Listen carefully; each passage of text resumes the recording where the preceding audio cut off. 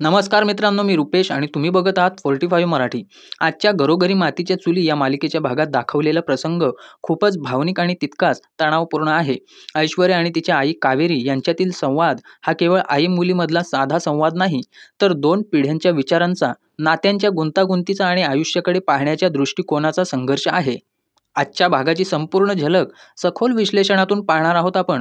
तर चॅनलला सबस्क्राईब करा, आवडल्यास लाईक शेअर करा, बेल आयकॉन दाबून पुढील व्हिडिओसाठी सजग रहा आणि या व्हिडिओला शेवटपर्यंत बघून आपल्या मनोरंजनात नक्की भर घाला. तर बघा, कावेरीच्या मनातली आई म्हणून काळजी स्पष्टपणे दिसते. ती आपल्या मुलीला सांगते की रणदिव्यांच्या प्रॉपर्टीवर हक्क गाजवून त्यांच्या संसारात उद्ध्वस्तता आणून तुला काहीही हातात लागणार नाही, उलट तुझं आयुष्यच नष्ट होईल. तिच्या डोळ्यातून हे दिसून येतं की ती आई म्हणून आपल्या मुलीला चुकीच्या रस्त्यावरून परत आणू इच्छिते. पण ऐश्वर्या मात्र अजूनही हट्टीपणाने आणि स्वार्थाने झाकलेली आहे. ऐश्वर्याचं म्हणणं असतं की तिला तिच्या आईची काळजी कधी वाटलीच नाही, मग आज अचानक असं का? इथे तिच्या मनातली कटुता, गैरसमज आणि आईबद्दलची तिरस्कारयुक्त भावना समोर येते. आईच्या प्रेमाचा तिला कधीच आदर नव्हता आणि म्हणूनच ती आईच्या शब्दांकडे लक्ष देत नाही. उलट ती प्रॉपर्टीवर आपला हक्क सांगते, जे तिच्या महत्वाकांक्षेचं स्पष्ट उदाहरण आहे. कावेरीचा संवाद इथे खूप प्रभावी ठरतो. आरशात बघ, तुझं सौभाग्य पुसलं गेलं आहे, तू एकटी पडली आहेस. हा तिचा आवाज केवळ टोमणा नाही, तर वास्तवाचं कठोर भान आहे. आई म्हणून तिला आपल्या मुलीच्या चुका खुपत आहेत, पण त्यामागे अपार माया आणि काळजी आहे. तिला आठवण करून देते, आयुष्य अजून संपलेलं नाही, भानावर ये आणि एक माणूस म्हणून जग. इथे आपल्याला दिसून येतं की ऐश्वर्या ही केवळ स्वतःच्या द्वेषाने आणि सुडाने आंधळी झालेली स्त्री आहे.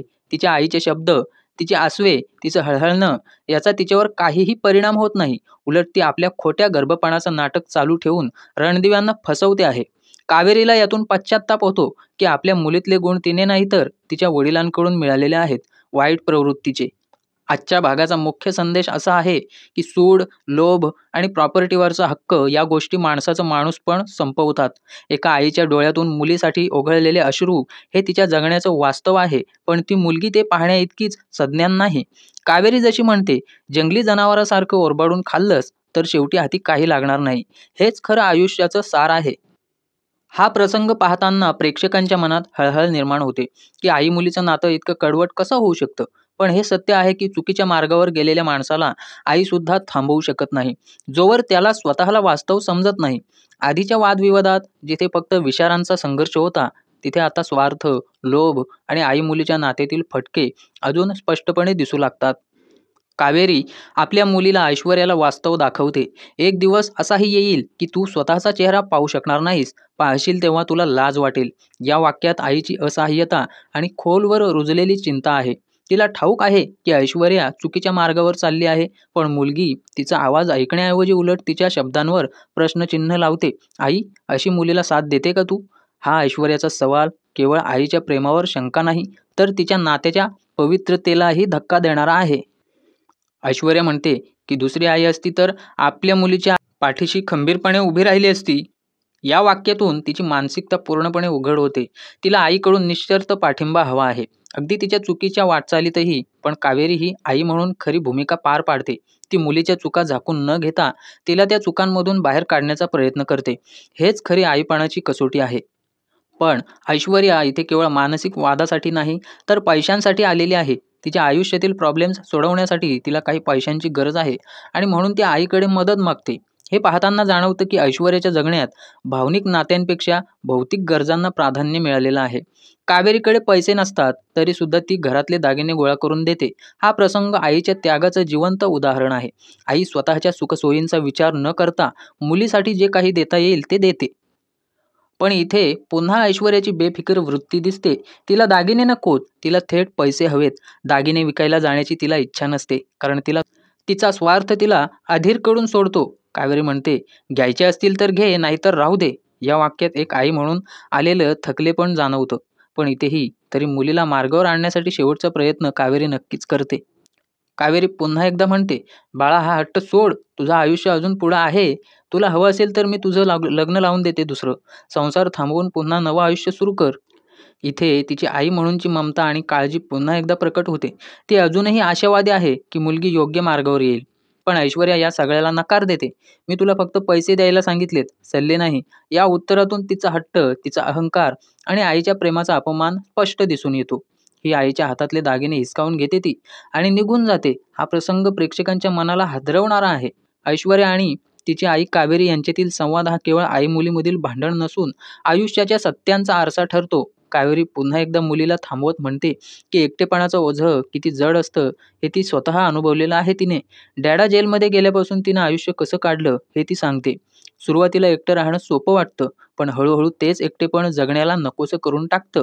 म्हणूनच ती मुलीला विनंती करते की स्वतःच्या हट्टाने आणि सुडाने जगण्यापेक्षा पुन्हा एकदा नवा संसार सुरू कर. दुसऱ्या लग्नाचा विचार कर. इथे एक आई म्हणून कावेरीचा अनुभव बोलतो आहे. तिने स्वतःच्या जीवनातून शिकलेलं दुःख आपल्या मुलीला नको आहे म्हणून ती इतक्या उत्कटतेने सांगते. पण ऐश्वर्या आईच्या सल्ल्याला जीवन बदलण्याचं मार्गदर्शन म्हणून घेतच नाही. उलट तिच्या डोक्यात फक्त स्वार्थाचा विचार असतो. आईने सांगितलेल्या दुसऱ्या लग्नाच्या सल्ल्यातून सुद्धा ती स्वतःचा फायदा शोधते. माझ्या प्लॅनला आईने बळकटी दिली असं ती स्वतःशी बोलते. म्हणजेच तिच्या मनातले विचार केवळ बदला घेण्यासाठी, जानकीला घराबाहेर काढण्यासाठीच फिरत आहेत. आईच्या शब्दांमधून मिळालेल्या शिकवणीला ती एक धूर्त डाव मानते. दुसरीकडे मालिका जानकी आणि ऋषिकेशकडे सरकते. जोगतीन देवी आईची पूजा करून सांगते की एक मोठं संकट येणार आहे. हे संकट फक्त भूतकाळाशी जोडलेलं नाही, तर भविष्याची कसोटी घेणारं आहे. ही सत्व परीक्षा तुलाच द्यावी लागेल असं ती म्हणते. या संवादांमधून प्रेक्षकांना एक आध्यात्मिक पार्श्वभूमी मिळते. देवी आईवर श्रद्धा ठेवली तर अंधारातही उजेड सापडतो असा संदेश जोगतीन देते. याच्यामुळे मालिकेत एक गूढ आणि आध्यात्मिक ताण सुद्धा वाढतो, जो पुढील घटनांना गती देतो. त्यानंतर ऐश्वर्या घरी परतलेली असते. तिच्या डोक्यामध्ये आईचे शब्द अजूनही घुमत असतात, पण त्यांना ती चुकीच्या दिशेने वळवते. जानकीला घरातून बाहेर काढण्यासाठी दुसऱ्या लग्नाचा उपयोग प्लॅन म्हणून करायचा हा विचार ती मनात पक्का धरून ठेवते. इथे प्रेक्षकांना जाणवतं की ऐश्वर्याच्या मनातला नकारात्मकपणा इतका खोलवर बसलाय की आईचं ममत्व, अनुभव, दुःख या सगळ्याचं तिला काहीच भान नाही. पण या सर्व कटकारस्थानांमध्ये एक नवीन वळण येतं. ऐश्वर्याला पाठीमागे कोणीतरी असल्याचा भास होतो आणि अचानक आजी समोर येते. आजीच्या आगमनाने वातावरण हलकं-फुलकं होतं. पण तिने विचारलेले प्रश्न पुन्हा ऐश्वर्याच्या हेतूंवर बोट ठेवतात. ऐश्वर्याने आईकडून घेतलेले दागिने पाहून आजी तिला स्पष्टपणे म्हणते, "तू महालोभी आहेस. उगाच नाही तुला मी गुंडी म्हणत." या एका वाक्यात आजीने ऐश्वर्याचा खरा स्वभाव उघड करून दाखवलेला आहे. पण ऐश्वर्या इथे सुद्धा आपला अभिनय सुरू करते. आजीच्या प्रश्नांना टाळण्यासाठी ती लाडीगोडी लावते, जेणेकरून तिच्या कटात कोणी अडथळा आणू नये. इथे तिचा स्वभाव पूर्णपणे उलगडतो. आईशी भांडण, पैशांसाठी हट्ट, दुसऱ्या लग्नाला साधन म्हणून वापरण्याचा विचार आणि आजीकडून स्वतःचा स्वार्थ लपवण्यासाठी केलेले गोडवे. या सगळ्या प्रसंगाचं सखोल विश्लेषण केलं तर दिसून येतं की कथा दोन टोकांवर झुलत आहे. एका बाजूला कावेरीसारखी आई आहे, जी आपल्या चुका आणि अनुभवांमधून शिकलेलं सत्य मुलीला सांगते. तिच्या प्रत्येक शब्दात ममता आणि आयुष्याचं भान आहे. दुसऱ्या बाजूला ऐश्वर्यासारखी मुलगी आहे, जी आईच्या प्रत्येक सल्ल्याला आपल्या स्वार्थासाठी वाकवते. तिच्यासाठी संसार, नाती, आईचं प्रेम हे सगळं फक्त स्वतःच्या उद्दिष्टांसाठी वापरण्याची साधनं आहेत. जोगतिनीचा संदेश आणि आजीचं निरीक्षण या दोन गोष्टी प्रेक्षकांना स्पष्ट करतात की सत्य आणि श्रद्धा या गोष्टी शेवटी विजय मिळवून देतात, पण त्याआधी चांगुलपणाला खूप परीक्षा द्याव्या लागतात. या पुढच्या भागांमध्ये जानकीवर येणाऱ्या संकटाची चाहूल आधीच दिली गेलेली आहे आणि ऐश्वर्याच्या कारस्थानांची सुरुवात आणखीन गडद होणार आहे, हे निश्चितच. कावेरीने दिलेला दुसऱ्या लग्नाचा सल्ला ऐकून ऐश्वर्या तो आजीकडे सांगते. ऐकून आजी तिला मान्यतेचा सूर लावते आणि म्हणते की मला देखील तसंच वाटतं. ती स्वतः पाहिलेल्या एका लग्नाचा किस्सा सांगते, जिथे एका विधवेचं लग्न तिच्या दिराशी झालं होतं. या गोष्टीच्या उदाहरणावरून आजी ऐश्वर्याला उचकवते की तू सुद्धा या घरात दुसरी जानकी होऊ शकतेस. ही वाक्य ऐकून ऐश्वर्याच्या डोळ्यांपुढे नवा डाव स्पष्ट होतो. ऋषिकेशशी स्वतःचं लग्न लावण्याची कल्पना तिच्या मनात आकार घेऊ लागते. पण इथे महत्त्वाचं म्हणजे आजीचं वागणं. ती स्वतःच्या नात्यात फूट पाडणारी, चिथावणी देणारी आणि ऐश्वर्याला चुकीच्या मार्गावर ढकलणारी ठरते. तिचा डाव ऐश्वर्याला आकर्षक वाटतो आणि ती लगेच मनात ठरवते की हा मार्ग स्वतःच्या स्वार्थासाठी उपयोगात आणता येईल. आजीचा हा डाव अजून गुप्त राहावा म्हणून ती ऐश्वर्याला कानामध्ये सांगते. कुणी ऐकू नये म्हणून आवाज दाबते, पण ऐश्वर्याला त्यातलं प्रत्येक तपशील ऐकायला हवाच असतो. हे दाखवून दिलं जातं की दोघींच्या मनात कटकारस्थानांचं बीज पेरलं गेलेलं आहे. यानंतर मालिका पुढे सरकते. सुमित्रा आणि आजी यांच्यामधील संवाद हा खूप वेगळा रंग दाखवतो. आजी सुमित्राला जानकीच्या विरोधात भडकवत असते. जानकी घूस आहे, ती घर पोखरत आहे. ऐश्वर्याच्या बाळाची काळजी घे सुमित्रा. पण इथे सुमित्राची शहाणपणाची बाजू उलगडते. तिला खरं माहीत असतं की ऐश्वर्या किती खोटारडी आहे आणि किती नाटकं करणारी बाई आहे, पण तरीही ती आजीसमोर ऐश्वर्याची बाजूने बोलत असते. सुमित्रा आपल्या बुद्धीने घरातली परिस्थिती शांत ठेवते, पण मनातून तिला ऐश्वर्याच्या कारस्थानांची पूर्ण जाणीव असते. दुसऱ्या बाजूला ऋषिकेश आणि जानकी यांच्या संवादांमधून एक वेगळीच तणावाची रेषा पुढे येते. जोगतिनीने सांगितलेलं कोडं अजूनही त्यांच्या पुढे आहे. भूतकाळातलं काहीतरी परत येणार आहे आणि त्याला सामोरं जावंच लागणार आहे. इथे आध्यात्मिक आणि रहस्यमय पार्श्वभूमी कथेत गूढता वाढवते.